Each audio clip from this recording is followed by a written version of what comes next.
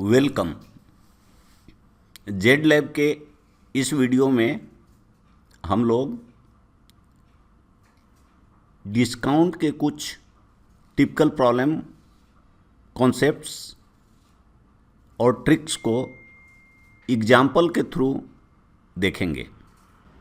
Discount part 1 और 2 video में हम लोगों ने डिस्काउंट के कॉन्सेप्ट्स और कुछ एग्जाम्पल्स को भी देखे हैं। यहाँ हम लोग ऐसे टिपिकल प्रॉब्लम्स लेंगे जो एग्ज़ाम्स में, कॉम्पिटिटिव एग्ज़ाम्स में प्रायः पूछे जाते हैं और जिनके ट्रिक्स को नहीं समझने से एग्ज़ाम में काफ़ी समय लग सकता है। आइए फर्स्ट प्रॉब्लम देखते हैं हम लोग। ये कहता है कि कोई शॉपकीपर है जो डिस्काउंट 5% अलाउ करता है, उसके बाद भी उसको प्रॉफिट को हम लोग आर से लिख रहे हैं 10% मिलता है। तो कह रहा है उसका मार्क प्राइस परसेंटेज में कितना एबव होना चाहिए कॉस्ट प्राइस का। हम लोग यहाँ प्रॉफिट को आर से लिख रहे हैं क्योंकि नॉर्मली पी को हम लोग प्रिंसिपल से लिखते हैं, प्रिंसिपल को इंटरेस्ट वाले प्रॉब्लम में, इसलिए आर से लिख रहे हैं। अब इसमें एक फर्स्ट प्रिंसिपल से आप प्रॉब्लम्स को कर सकते हैं कि मान लीजिए इसका कॉस्ट प्राइस x था या 100 था और उसके बाद उस पर डिस्काउंट कितना मिला, प्रॉफिट कितना मिला, उससे आपको एक इक्वेशन मिलेगा, उसको सोल्व कर सकते हैं। दूसरा, हमने कॉन्सेप्ट डिस्कस करने में डिस्कस किया था कि यह एक रिलेशन होता है। आर है कि उसको कितना परसेंट प्रॉफिट या लॉस हुआ, एम उसने मार्क प्राइस कॉस्ट प्राइस के ऊपर कितना परसेंट मार्क किया, डी डिस्काउंट कितना मिला लगाया, और यह रिलेशन हो गया। इसमें सिंपली आप वैल्यू रख दें। यहाँ प्रॉफिट इसको 10% मिला है तो ये आपका 10% हो गया, एम आपसे पूछ रहा है और डिस्काउंट दिया हुआ है 5%। एक सिंपल सा इक्वेशन मिल गया, इसको आप सोल्व कर दिए और ये हो गया 15 and 15/9%। तो इस तरह से यह प्रॉब्लम आपका बहुत आसानी से बन जाएगा और एग्जाम्स में बहुत पूछे जाते हैं, क्योंकि जो एग्जैक्टली प्रॉब्लम के स्पिरिट को नहीं समझते वो गलती भी करेंगे और समय भी बहुत अधिक लगेगा। आइए हम लोग दूसरा देखते हैं। इसमें कहता है कि कोई क्लॉक है, उसका कुछ मार्क्ड प्राइस ऑलरेडी था, मार्क प्राइस है, इम्पोर्टेंट है, और जब रमेश उसको खरीद रहा था तो उसको 25% डिस्काउंट मिला। मतलब रमेश जो है डिस्काउंटेड प्राइस पे खरीदा और उसको डिस्काउंट मिल गया कितना, 25%। अब इस क्लॉक को उसने बेच दिया और 75% का उसको प्रॉफिट मिला। किस पे? जब भी हम लोग बात करते हैं, हमने परसेंटेज वाले वीडियो में देखा है कि जहाँ भी परसेंट की बात आती है तो आता है कि परसेंट ऑफ व्हाट। तो जैसे 75% gain on price he bought, not on market price, it is on price he bought. What was his profit percentage on the mark price. लेकिन यहाँ जब मार्क प्राइस पे आपसे परसेंट पूछ रहा है, क्योंकि यहाँ स्टार्टिंग पॉइंट जो है वो मार्क प्राइस है, मार्क प्राइस पे पहला डिस्काउंट दे दिया, जो डिस्काउंटेड प्राइस हुआ उस पे 75% का उसको प्रॉफिट मिल गया। तो इस तरह से मार्क प्राइस पे ये पहला -25% और 75%, ये दोनों का जो सक्सेसिव परसेंटेज का इम्पैक्ट होता है वो होता है a + b + ab/100। यहाँ 25 माइनस है तो इस तरह से करके निकालिएगा तो एक आपको ए परसेंट हो जाएगा, परसेंटेज प्रॉफिट। अगर ये माइनस हो जाता तो इसका मतलब लॉस है। और चूंकि ये सब कुछ कैलकुलेट हो रहा है मार्क प्राइस के रेफरेंस में, ये प्रॉफिट इसलिए आ गया किसके रेफरेंस में, परसेंट यहाँ लिखा हुआ है देखिए, percentage profit on mark price, यहाँ भी लिख दीजिए on percentage profit on mark price.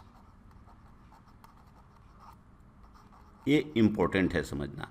अगर केवल परसेंटेज प्रॉफिट पूछता तो परसेंटेज प्रॉफिट हम लोग क्या चीज़ पे निकालते, एक सीपी पे निकालते, इसलिए ये फार्मूला नहीं लग सकता था।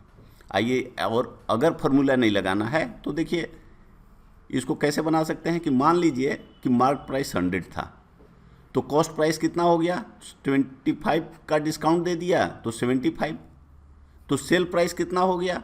अब इस पे कॉस्ट प्राइस पे उसने देखिए प्रॉफिट 75% गेन किया। तो हम लोगों ने देखा है परसेंटेज वाले प्रॉब्लम में या रेशियो वाले प्रॉब्लम में कि ए हो जाएगा 75 इंटू 100 प्लस 75/100। इसको जब आप सोल्व करें, ये 3 से ये 5 से इसको कट 25 से कट कर दें तो ये हो गया 4 और यह हो गया 7। 75 7 में मल्टीप्लाई कर दीजिए 525/4 और ये आ गया 131.25। तो जब कॉस्ट प्राइस है 75 तो इसका देखिए सेल प्राइस है 131.25। तो इसका अगर केवल प्रॉफिट पूछता तो आपको 131.25 माइनस 75/75 कॉस्ट प्राइस पे हमेशा प्रॉफिट होता है इंटू 100, लेकिन यहाँ वो नहीं पूछ रहा है, यहाँ पूछ रहा है मार्क प्राइस पे। तो मार्क प्राइस यहाँ पे कितना है 100, तो डायरेक्ट इसमें 100 में माइनस कर दें तो 31.25% आपका मार्क प्राइस पे आंसर हो गया। और इसलिए इतना नहीं करके आप डायरेक्टली इस फॉर्मूला को भी यूज कर सकते हैं जहां मार्क प्राइस पे परसेंटेज प्रॉफिट पूछ रहा है। लेकिन अगर मार्क प्राइस पे नहीं है तो फिर आइए दूसरा हम लोग प्रॉब्लम देखते हैं, क्योंकि इस अंतर को समझना बहुत इंपॉर्टेंट है। Ramesh bought a house at 20% discount.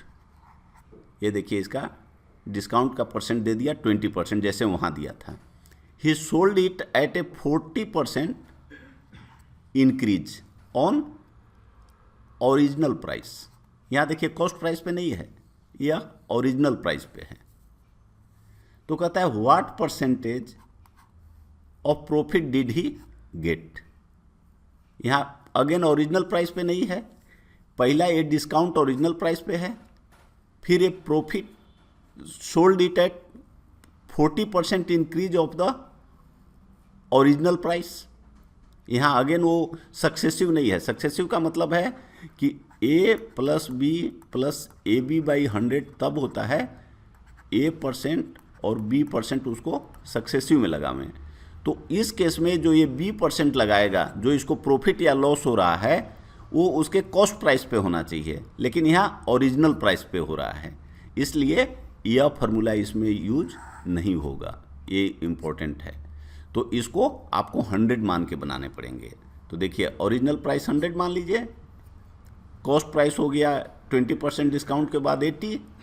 SP कह रहा है कि ओरिजिनल प्राइस पे वो 40% प्रॉफिट लिया, तो ओरिजिनल प्राइस 100 है तो 100 पे 40%, 140 हो गया। तो परसेंट प्रॉफिट ये देखना है।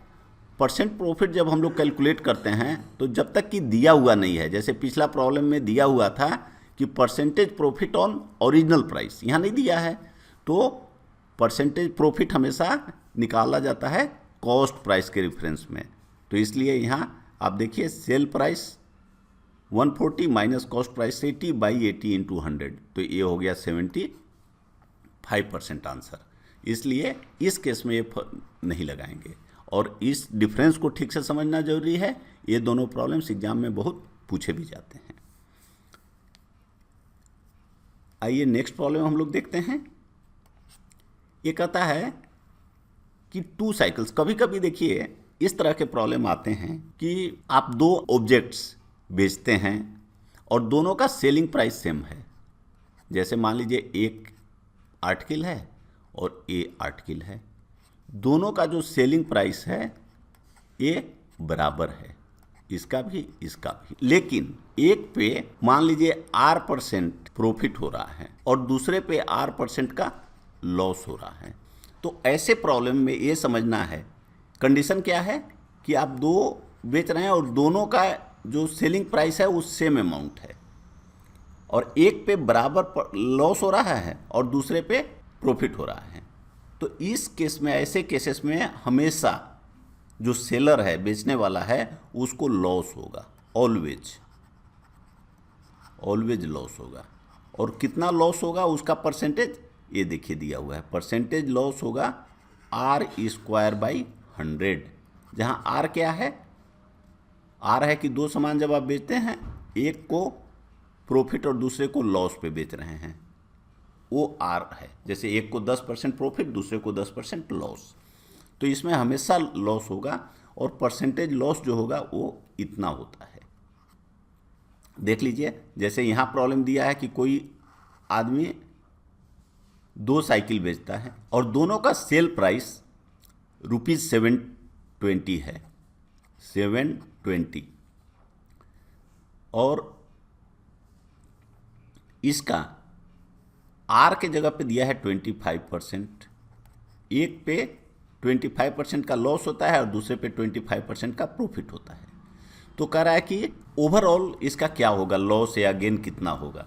तो देखिए परसेंटेज लॉस या गेन इतना होता है, R की जगह पे सीधे 25 रख दें, ये आपका हो गया 6.25%। अब मान लीजिए ये दोनों परसेंट बराबर नहीं होता, यह जो 25% दिया है ये मान लीजिए देता 25%, ये 30%, एक पे 25% का प्रॉफिट हुआ तो दूसरे पे, तो उस केस में ये फार्मूला आप नहीं लगा सकते थे क्योंकि R के जगह पे दो वैल्यू हो गया, एक में 25 एक में 30।